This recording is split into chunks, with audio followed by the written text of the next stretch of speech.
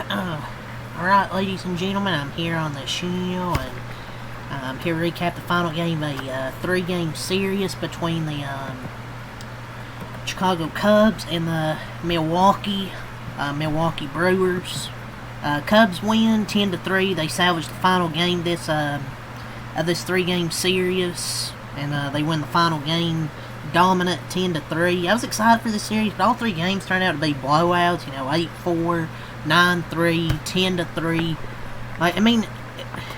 It's still only a 1-game lead, but the Brewers big mama serious from the Milwaukee Brewers, taking 2 out of 3 still, and have a 1-game lead in this division. Cubs offense finally decided to wake up today and scored 10 runs. Ian Happ, obviously, he pinch hit in this game, actually, so I don't think it was too bad of an injury. But they salvaged the series finale.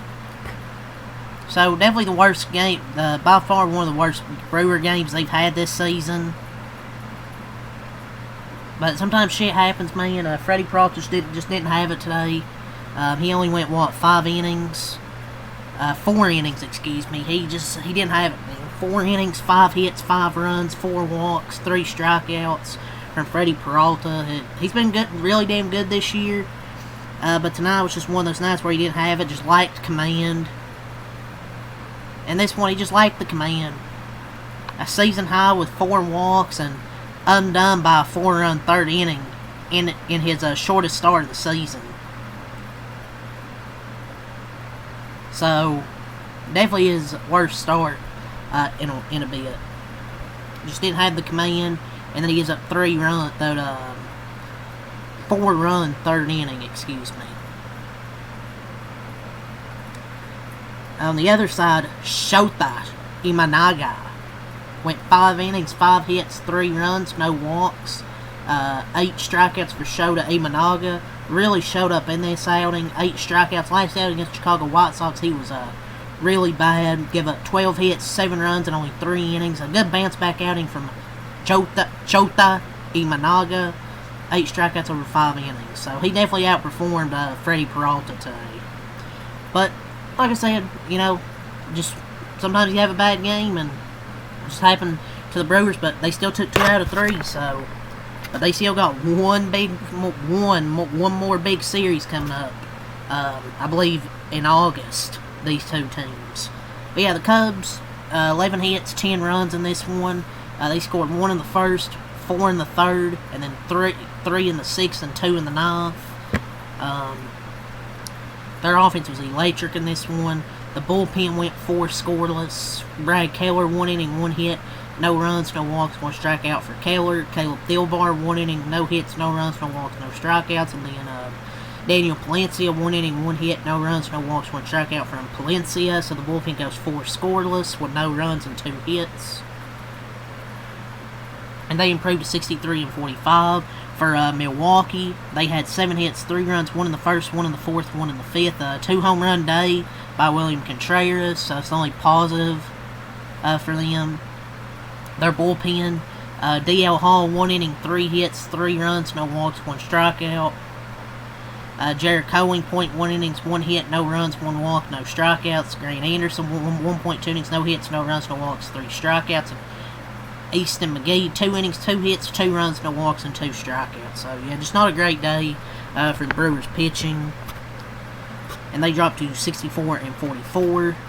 Neither team had an error. So let's go over the lineups here, and then we'll go over the scoring summary. For Chicago, Michael Busch 1 for 5 and RBI, had a solo home run. Kyle Tucker 2 for 3, 2 walks, 2 RBIs. Suzuki 0 for 3, 2 walks. Pete Crow 3 for 4 and RBI, scored 2 runs to Pete Crow. Carson Kelly 0 for 5, Nico Horner 0 for 3, a walk and an RBI. Moises Ballesteros, so they called him up from AAA. I believe. He got called up. He was in AAA. They recalled him. And he hits a bases clearing double. 1 for 2, 3 RBIs. A great day from him, man. Pinch hitting. Justin Turner was 1 for 1 with an Ian Happ. 1 for 2 an RBI with a homer. Swanson 1 for 5 an RBI. Matt Shaw, 1-for-4. For the Brewers, Sal Frelick 0-for-3 in a walk, Isaac Collins 0-for-3, Contreras 2-for-4, 2 RBIs, 2 homers, Yelich 0-for-3, Vaughn 1-for-4, Durbin 1-for-4, Turang 0-for-4, Perkins 2-for-3, and a run scored. Ortiz 1-for-2, and Seager pinch hitting 0-for-1. So your scoring summary. Top of the first, Michael Busch homers on the first pitch. Bottom of the first, Contreras homers. So to tie the game, a pair of homers. Then the top of the third, a double by Pete Crow, and then Ballesteros with a bases clearing double. Bottom of the fourth, Contreras homers. Bottom of the fifth, Frelick sac fly.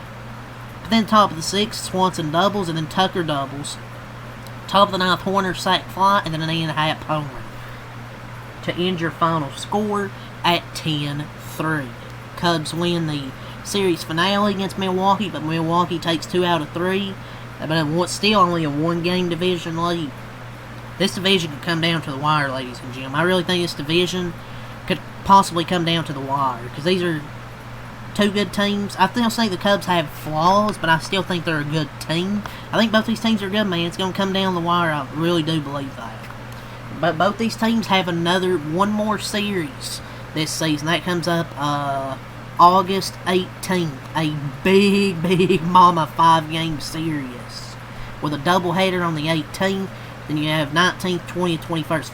5-game series between these two teams. It's going to be electric, ladies and gentlemen, between these two baseball teams. But yeah, I'll be back here with Padres, Mets, and then the Dodgers game later in the night. So